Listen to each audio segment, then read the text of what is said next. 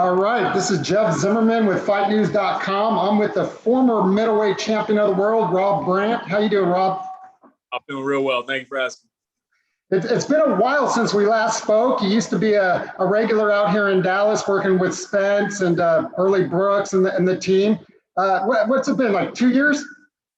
Been about actually, since then, 2017, actually. Oh, wow. Yeah. Wow, time is flying. Time is flying, absolutely.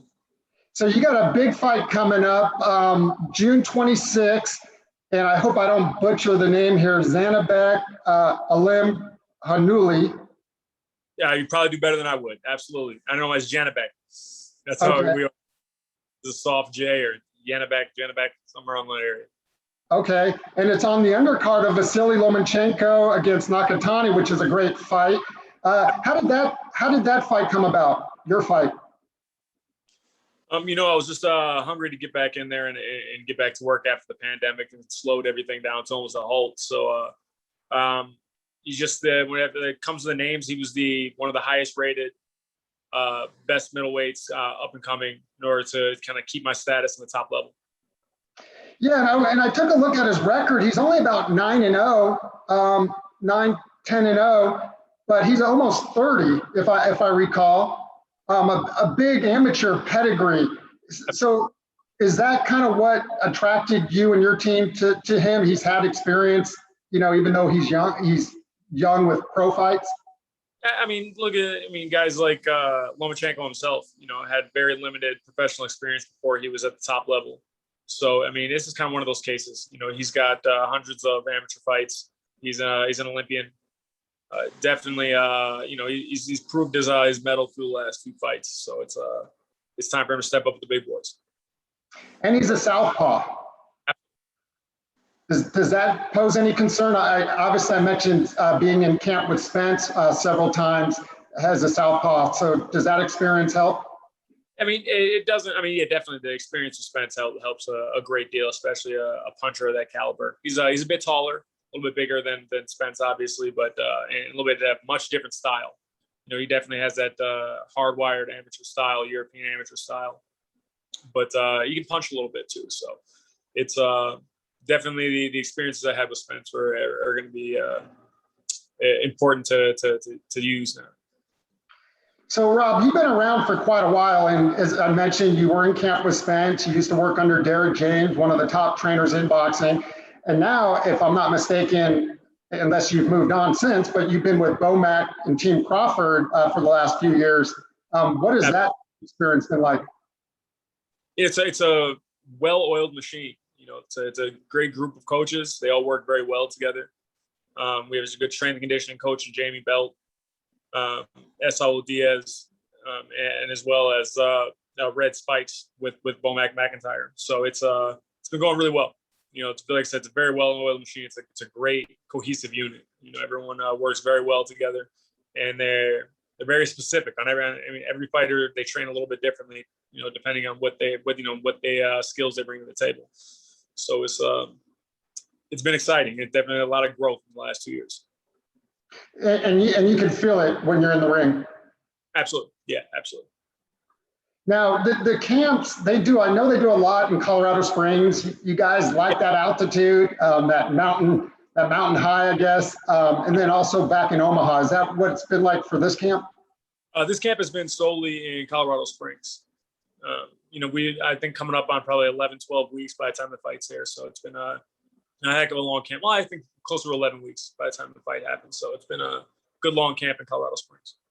And who have you been working with in this camp? I know Terrence is always very active with his team and always in camp with fighters. Has Terrence been in there? Yeah, he's been here, as well as I brought in Freddie Rojas Jr., who's another amateur with close to 300 amateur fights, 4-0 as a pro, and Mark Dawson, who's 8-0 professional. And what kind of work does Terrence give you? Obviously he's a switch hitter. He can go southpaw, orthodox. What does that work like?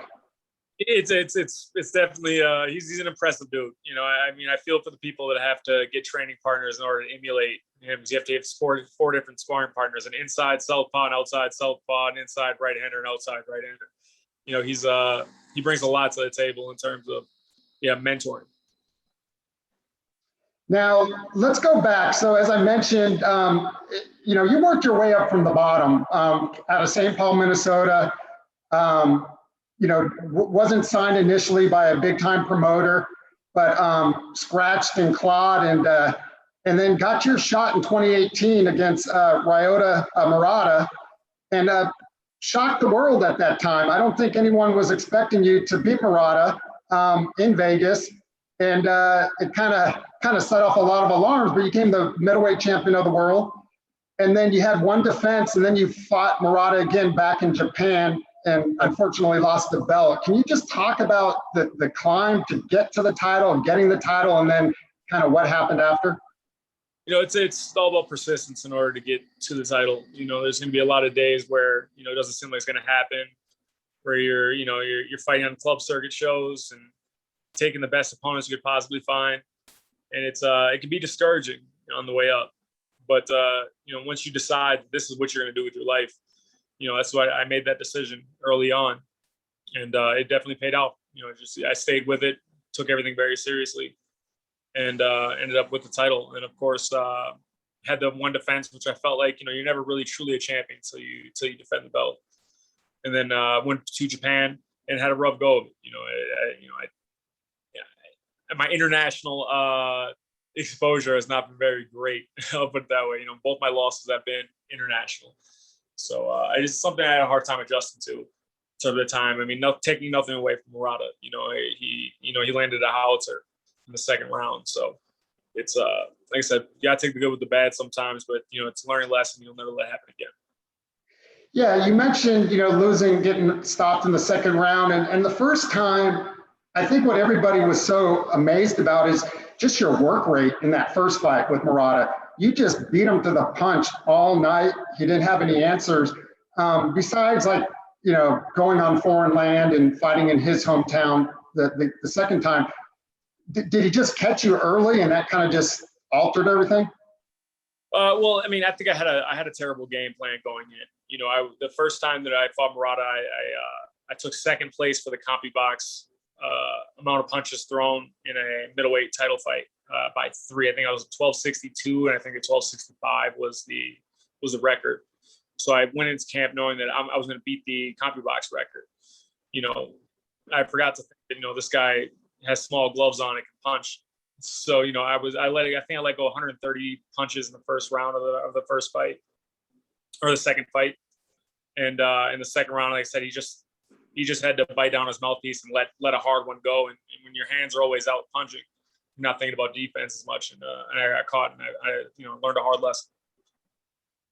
Well, you did learn a hard lesson, but obviously you're back. I think you've had one win since then, about 8 months ago.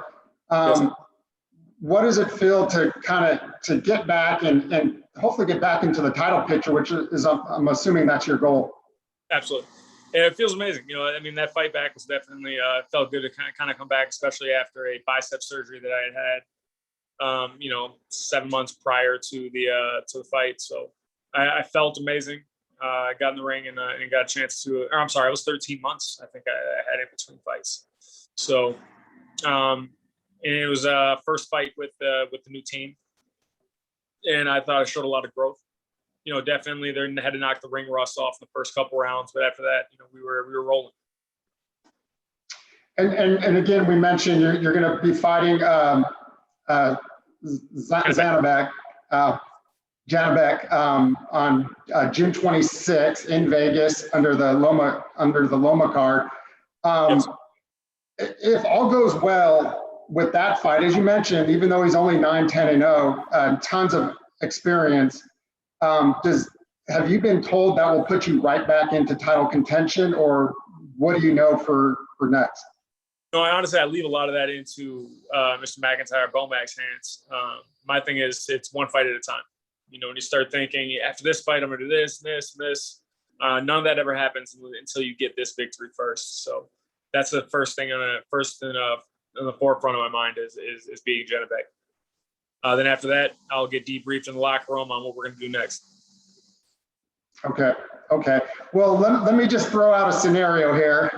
We'll just play hypothetical. And obviously, you got Andrade, Charlo at 160.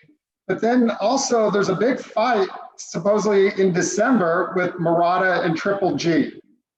Yeah, that's what I keep hearing. I mean, you know, I'll take the win. I definitely think I don't know how Murata will do. I mean, they're both power punchers, and I think that I'm gonna probably lean toward Triple G being the more experienced power puncher with the more professional experience. But I mean, I'll be watching as a spectator. I mean, definitely not in house, but I'll be watching online when it hops on.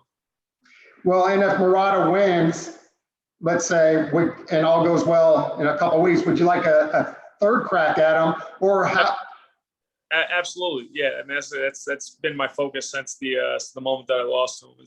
But obviously the politics in boxing. Yeah, I mean, I don't see him jumping up and down to hop back in the ring with me after the first encounter we had. Obviously, he was successful in the second one, but he won one round in the 13 that we are facing each other. So, of course, that's something that I would want, but none of that happens unless I beat Zhanibek. So that's what happens first. Well, and obviously Triple G being from the same country as your upcoming fight, how exciting would it be to fight?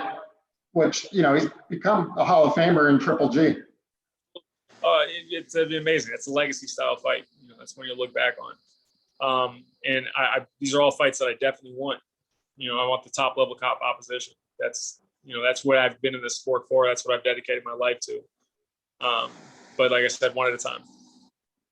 Understand.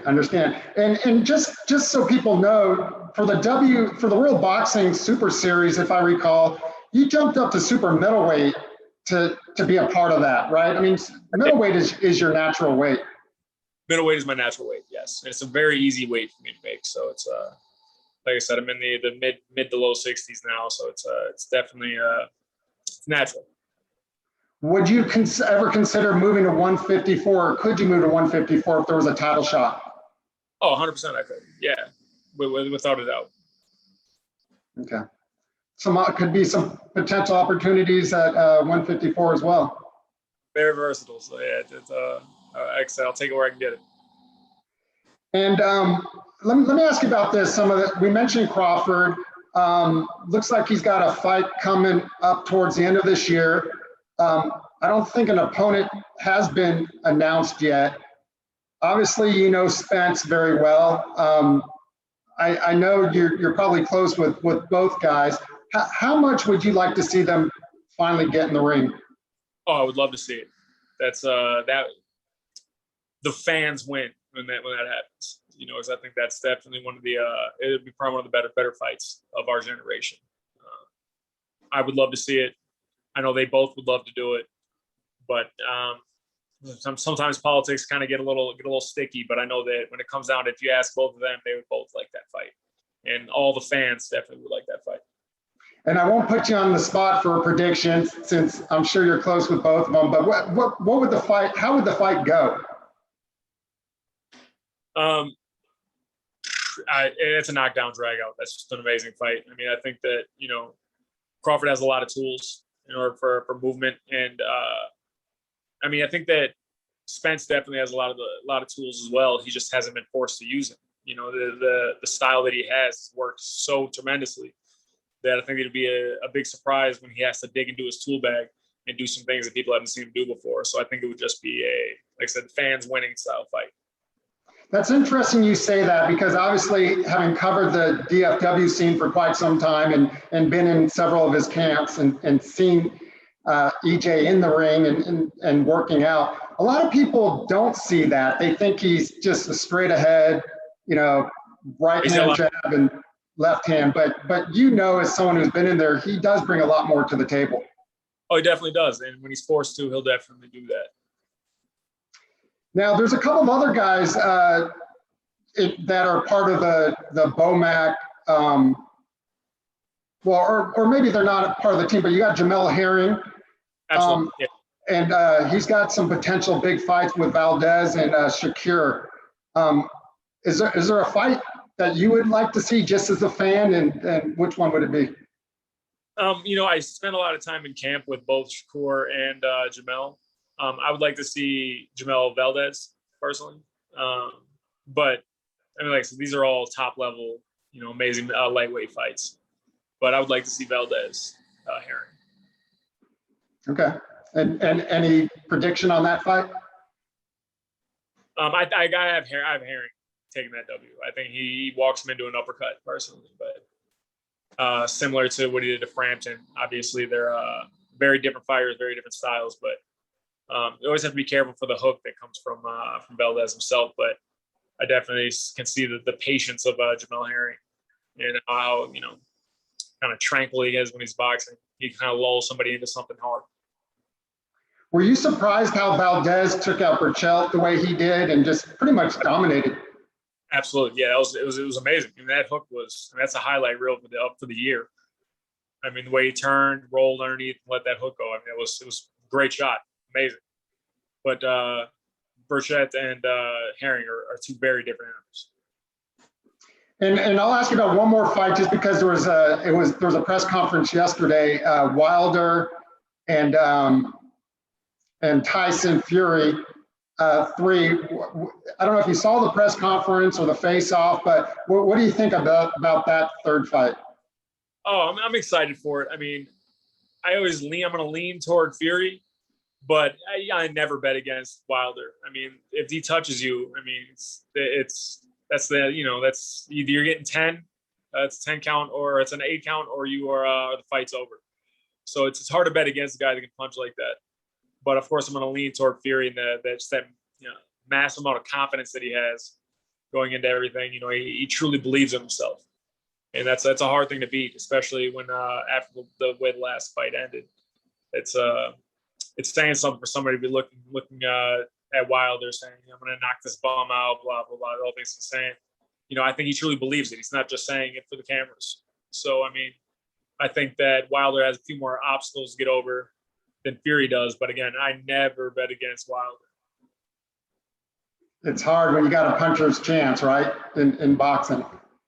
I mean, he said it himself. I mean, you have to be perfect for 36 minutes fighting. I mean, he has to be perfect for 2 seconds. And some would argue he won the first fight because the count might have been a little bit long. So that man resurrected after he hit. I literally jumped up off the couch and yelled, "He's dead." I didn't think he was going to get up. That's a classic Wilder shot. Got up, and especially with the follow-up hook that he hit him with after the right hand I thought there was no chance, but he dug deep into himself and got off the canvas and arguably won the rest of the fight. Yeah, and then he came back in that round and actually got rejuvenated somehow. And we'll wrap it up here in a minute, Rob. I really appreciate your time. Jeff Zimmerman with FightNews.com. As far as just boxing and women's boxing, obviously there was a big fight last weekend for Claressa Shields, but it was not in boxing. It was MMA. What did you think, if you saw the fight, what did you think of Claressa jumping to MMA, and what did you think of her performance? I mean, good for her. She wants to be one of the greatest female combative athletes of all time. And it's hard to argue against it, especially when she's jumping sports and having the success that she did. I think she still has a lot of things to work on MMA-wise. I mean, I'm not an expert in MMA at all, but she had some rough patches here and there, but she definitely has showed that she has the fighter's heart and fighter spirit. So I think that, the best is yet to come for Claressa Shields. And Crawford, if I'm not mistaken, I know his boys are into wrestling. And I think Terrence might have been a wrestler when he was younger. Does he ever talk about, some people have said that if anybody can make the move into a cage from a ring, would be someone like Terrence. Have you guys ever talked about that? Yeah, we never really talked about it in terms of seriously going over to MMA and competing. I think that his focus is, being the best in the world at what he does here. But I mean, he's such a versatile athlete that it's something I think he could definitely do if he wanted to, if that was the route he wanted to go in. But I think his focus right now is just on conquering the division that he's in for boxing. But like I said, he could do it, certainly. Yeah, if anyone can do it, it's probably someone like Terrence Crawford. But so just to wrap up here, Rob, big fight, June 26th in Vegas under the Lomachenko Nakatani card. What should we expect from you that night? Another wonderful victory coming from Bravo. I'm very excited for this fight. I do feel that Zhanibek is definitely a formidable opponent, but he's in my way. He's in your way, and do you plan to knock him out? I don't ever predict knockouts on someone who hasn't been knocked out before. But I mean, whether you take one big one or 50 big ones, I mean, I'm going to win. All right. Well, you heard it here. Once again, Jeff Zimmerman, FightNews.com, with the former middleweight champion of the world, Rob Brant, who's looking to get back on the championship trail here, June 26th in Las Vegas. Rob, always appreciate the time, and hope to see you in Dallas soon. Absolutely. And congrats, by the way, to you and Tiffany on your upcoming baby. Yeah, thank you so much. I appreciate that. Very excited. All right. Well, take care and good luck. All right. Thank you, man. Appreciate it. Thank you.